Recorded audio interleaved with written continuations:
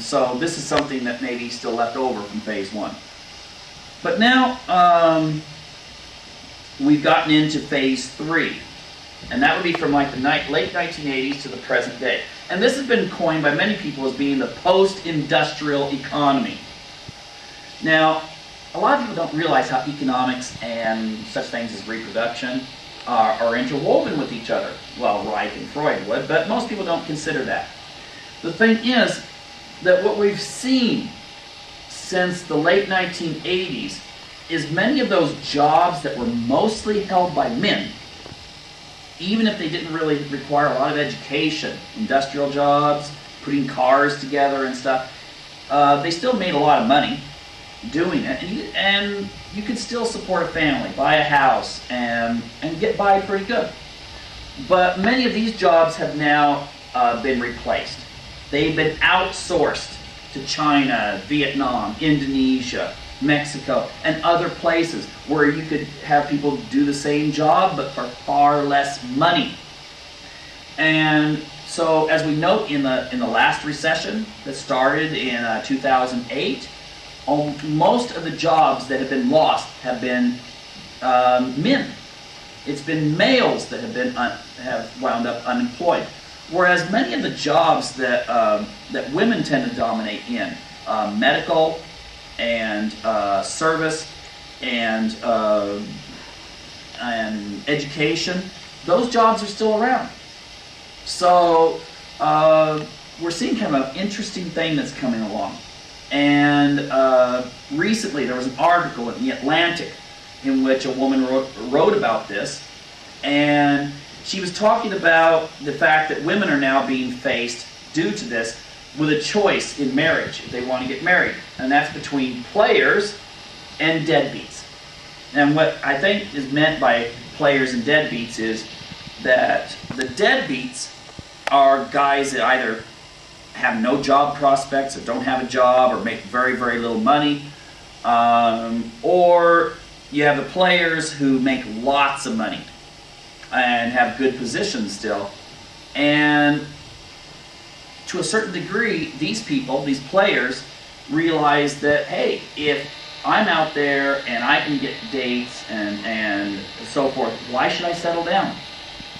So women are faced with these guys who just want to play all of their life and enjoy life in a materialistic way without settling down, without having a family, or deadbeats who they're going to take care of because they're working and he's not. And this could be bringing us at the end of this period to what I would consider phase 4.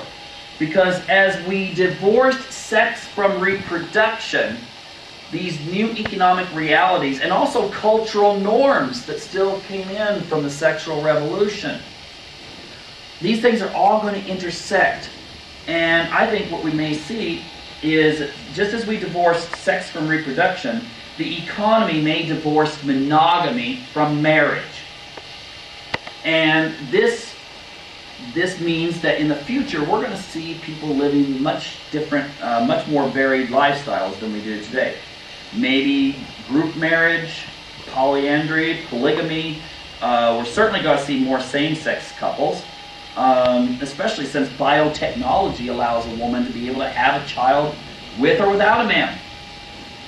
Many single career women in their 30s who, either because they don't want to get married or because they haven't found the right guy, because they're players or deadbeats, are turning to sperm donations and so forth. So they can have their family. They don't need a guy anymore.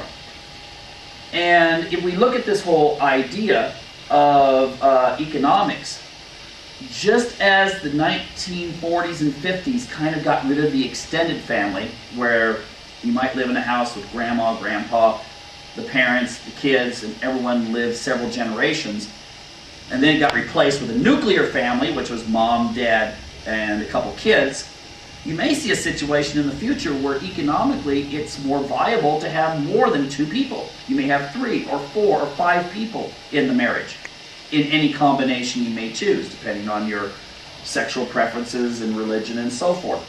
And this may come in because It's going to be a reaction to the developments that we've already talked about.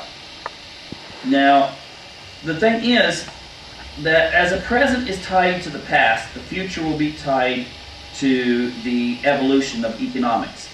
And as we start seeing today examples of people living outside of the norms, they're still on the fringe in these various lifestyle choices.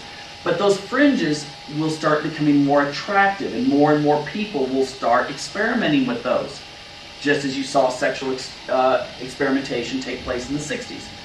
And so probably by the year 2030, you will see that it will not be uncommon to have situations where there's people in your neighborhood who there's a husband with 3 wives, or a woman with 2 husbands, or 5 people living together and raising families in a communal setting. Besides, it's cheaper to buy a big house if you have several people bringing in an income, and it certainly saves a lot on child care, doesn't it?